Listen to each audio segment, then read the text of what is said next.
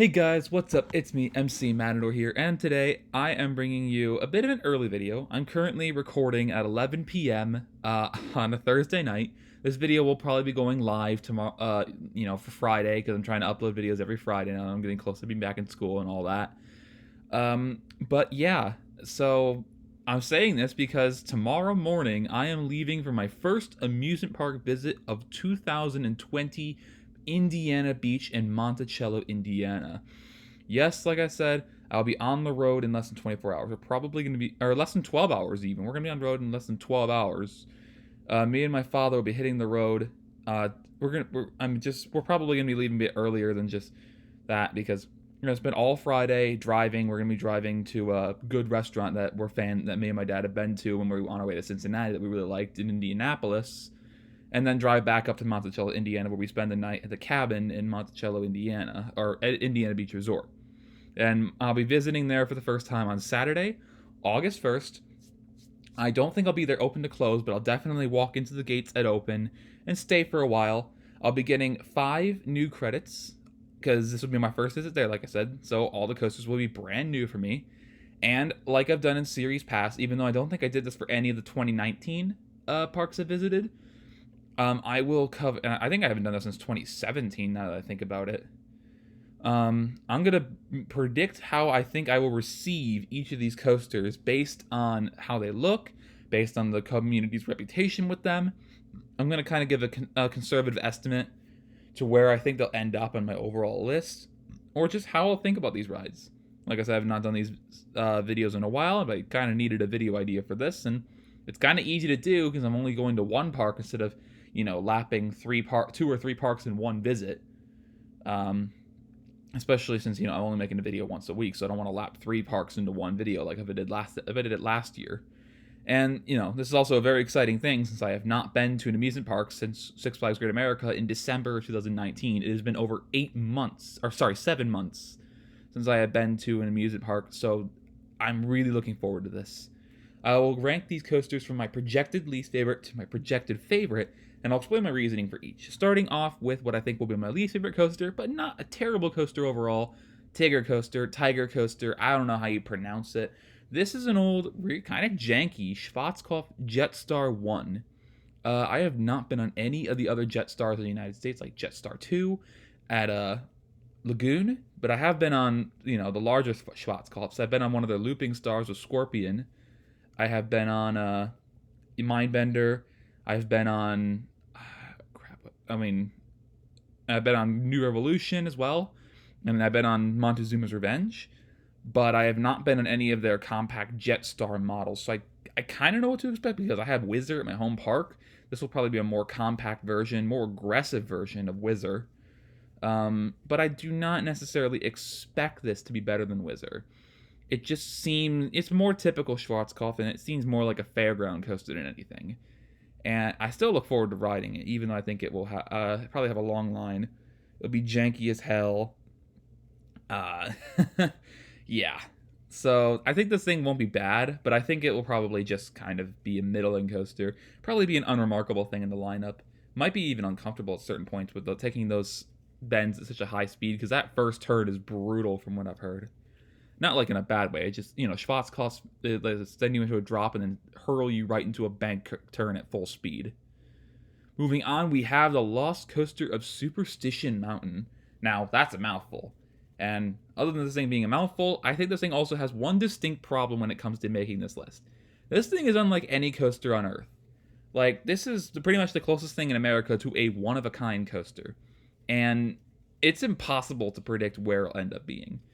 It's a very short, compact, CCI wooden coaster, which inhabited the skeleton of an old dark ride of all things.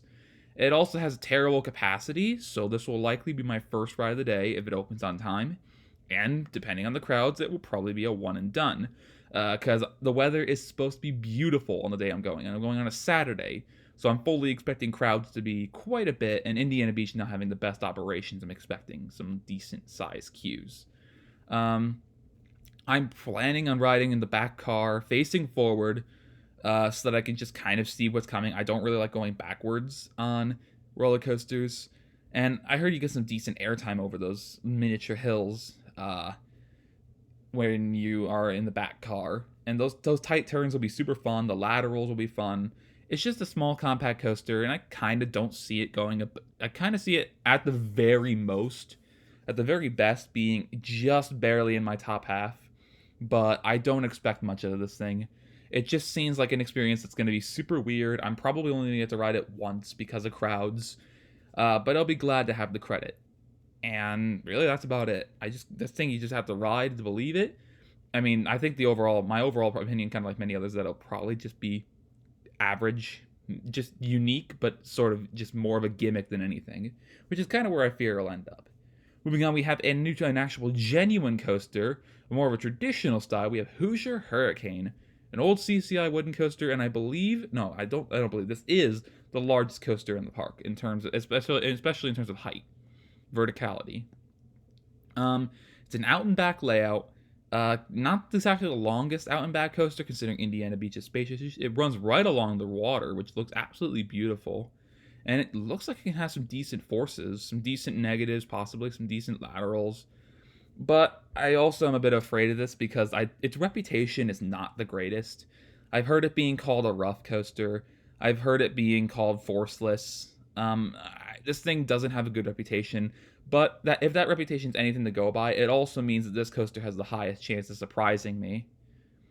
I expect to ride this probably a couple times because it does have a full train. It probably will pack the lines better than some of the other capacity coaster issues like Lost Coaster, Superstition Mountain, or Tig'rr Coaster, or the one you'll see next on this list. I definitely will try and ride this a few times, unless it is absolutely terrible. But if it's terrible, at least it's an absolute treat to look at. It's beautiful. And then, like I said, the next compact coaster with capacity issues will be doing Steel Hawg.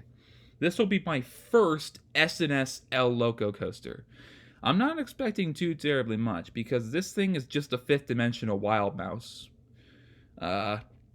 Designed by Alan Schilke, so he was probably on about a metric butt ton of cocaine while designing this thing. Or, well, Alan Schilke implying that he's not already on a metric butt ton of cocaine. I don't care about monetization. So yeah, this thing is just absolutely weird. Just that photo on the bottom left is an absolute jigsaw puzzle just to look at. So it's gonna be fun. I'm looking forward to those inversions, that sort of dive loop stall that it does, that barrel roll drop, because Schilke did that before he put it on RMCs. And that 111-degree drop will be the steepest I've ever been on, because I've not been on Cannibal nor Shellraiser.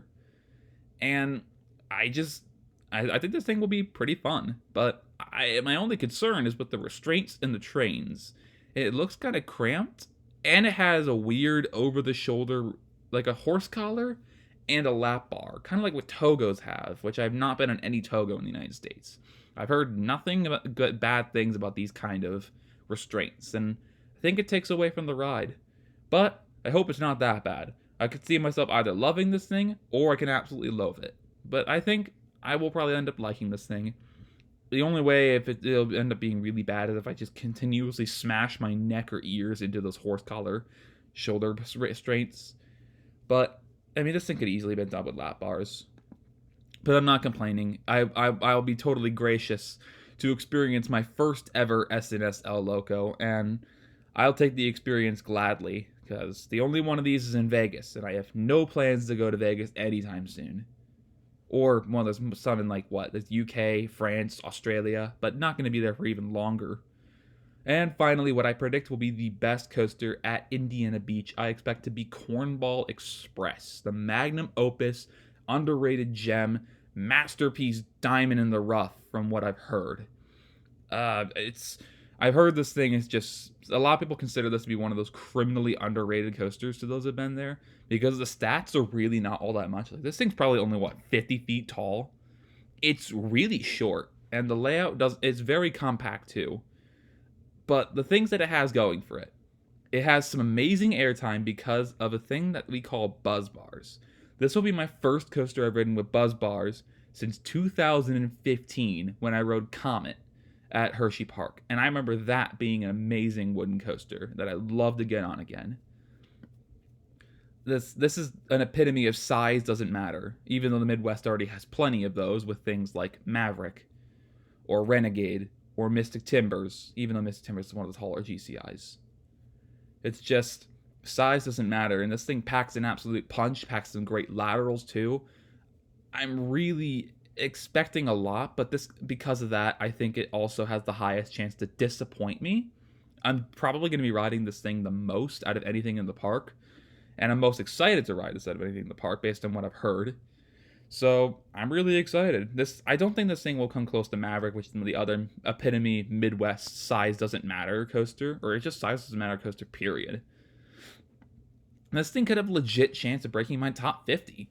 It has to come close to some of the B&M loopers or the Morgan Hyper Wild thing, or I think the actual milestone it has to break is it has to beat out Goliath at Six Flags Magic Mountain, which is just barely above a Batman clone.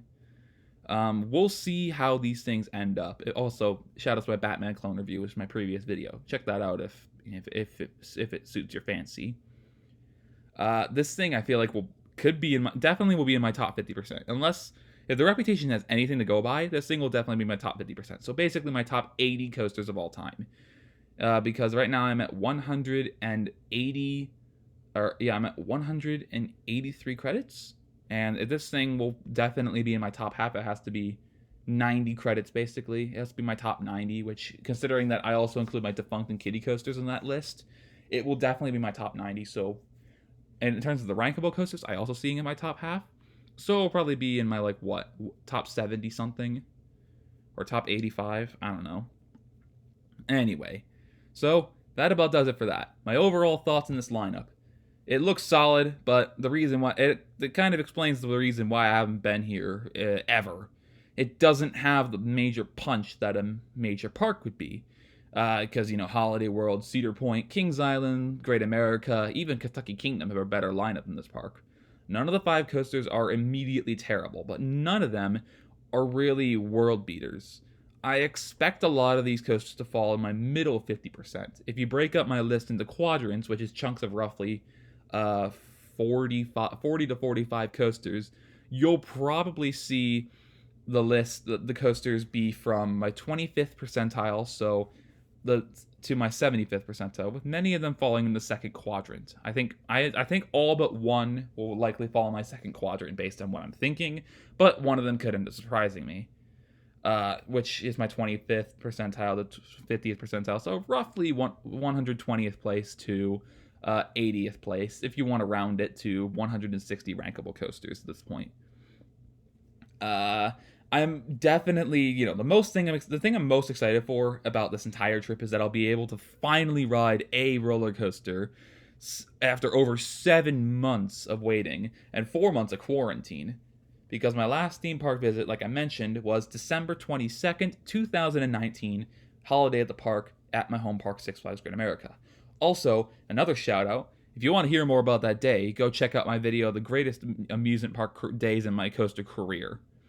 Because that trip is mentioned in it, and you'll see why an unassuming day in December of all things at my home park was probably my favorite visit to my home park ever. I hope to get my fix for the remainder of the summer, and maybe I want to try and plan one more amusement park experience while I'm in college. Which I will kind of spoil it. If the stars align, I will try and go with a friend to Six Flags St. Louis during their Fright Fest event.